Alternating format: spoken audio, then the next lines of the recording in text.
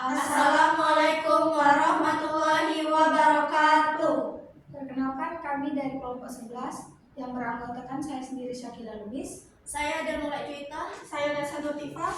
kami akan mempresentasikan tentang pembedaan AMI, B8ZS, dan HDB3 terhadap sejumlah dan deretan paket data.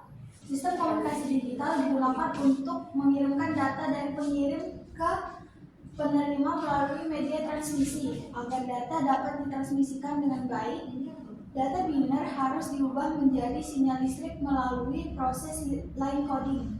Beberapa metode line coding yang digunakan yaitu AMI, alternate mark inversion, BXZS, bipolar with X0 substitution, HDB3, high density bipolar tree. Sistem komunikasi digital adalah sistem yang mentransmisikan informasi dalam bentuk data digital atau bit 0 dan 1. Komponen utamanya yaitu yang pertama ada transmitter atau pengirim, yang kedua pengirim transmisi, media transmisi, dan yang ketiga receiver penerima. Tujuan utamanya untuk mengirim data dengan akurasi tinggi dan mengurangi gangguan dan kesalahan transmisi. Nah, tadi kan sebelumnya udah dijelaskan kalau misalnya AMI dan yang lainnya itu termasuk di line coding. Jadi di sini line coding itu adalah teknik mengubah data biner menjadi sinyal listrik digital untuk ditransmisikan melalui media komunikasi. Fungsi line coding ini merupakan mempermudah sinkronisasi, mengurangi kesalahan transmisi, dan yang terakhir menjaga kestabilan sinyal. Di sini saya akan menjelaskan tentang pengkodean AMI. AMI, alternate mark inversion, adalah metode pengkodean bipolar. Aturannya, bit 1 pulsa positif dan negatif bergantian. Bit 0 sama dengan tidak ada sinyal. Kelebihannya tidak menghasilkan komponen DC.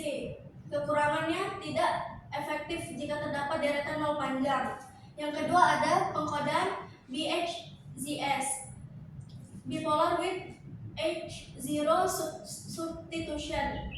Pengembangan dari AMI untuk prinsip kerjanya yaitu jika terdapat 8 nol berturut-turut diganti dengan pola khusus. Contohnya 000 VB 0 VB. Tujuannya untuk menjaga sinkronisasi sinyal, dan yang kedua untuk menghindari deretan nol panjang. Yang terakhir pengkodean HDB3, high density bipolar tree, juga merupakan pengembangan dari AMI. Untuk prinsip kerjanya, jika terdapat 4 nol berturut-turut diganti dengan pola 00V atau B00V.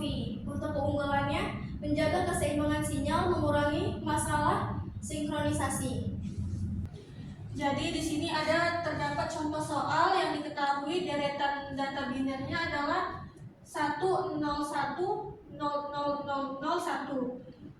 Ini akan mencari metode AMI, B8ZS, dan HDB3. Jadi yang pertama itu menyelesaikan metode AMI. Jadi aturan AMI itu bit 1 pulsa positif dan negatif secara bergantian. Bit 0 itu artinya tidak ada sinyal atau 0.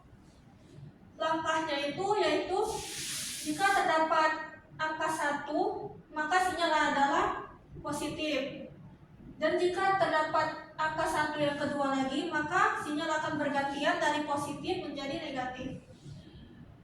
Dan untuk angka 1 yang ketiga itu secara bergantian lagi dari negatif menjadi positif. Dan untuk data 0 itu adalah sinyalnya tidak ada atau tetap 0.